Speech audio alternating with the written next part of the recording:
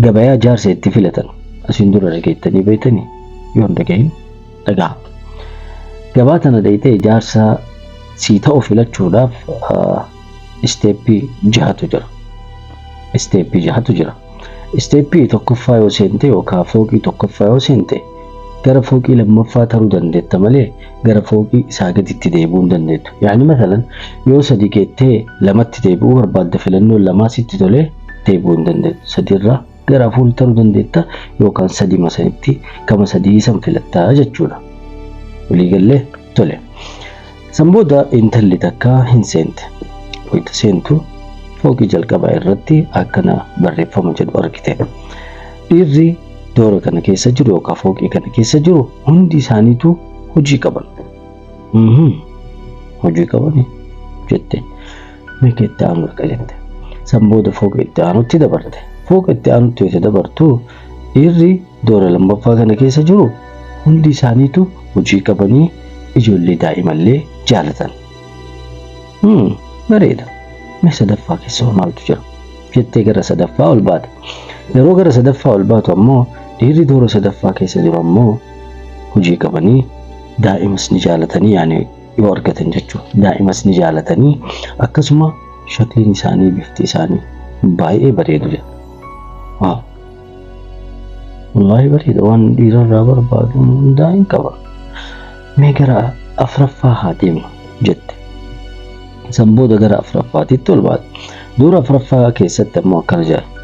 Dhiirri doora kana keessa jiru hojii qabanii ijoollee daa'ima jaalatanii shakliin isaanii ni bareeda akkasuma mana keessatti jaartii ofii gargaaruu jaalatan.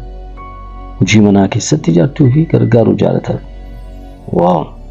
Waan dhiirarraa barbaadamu hundaa guuttatee jira. Kun maashaallah jette.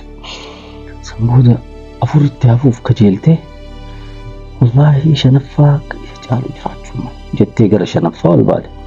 Yeroo gara shanaffaa ol baatu ammoo akkana jedhu barreeffama jedhu argite. Dhiirri doora shanaffaa irra jiru hojii qabanii ijoollee jaalatanii shakliin isaanii hin bareeda mana keessatti jaartii ofii gargaaruu jaalatan akkasuma jaalalas beekan. Jaalala akka ajaa'ibaatitti beekan. Wallahi waan dhiirarraa barbaadamu hundaa jira. Doora shanaffaa kana keessa ajaa'iba wallahi. Bakka asitti jahaffaadha. Urga shanaffaadha jahaffaadha kun nama ulfaadha. San booda gara doora jahaffaa ol baate. Yeroo doora jahaffaa irra baatu barreeffama akkana jedhu ho'i agarte.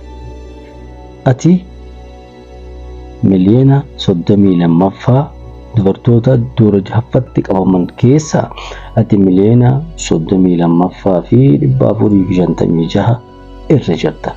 Doora kana irra dhiirri tokko hin jiru jedha barreeffamni. Doora kana irra dhiirri hin jiru. Yani خلاص dhiirri 5 gad jira malee 6 hin jiru. Yani filannoo kana hundaa dabartee kacaalu osoo haafaytu gubbaa geette.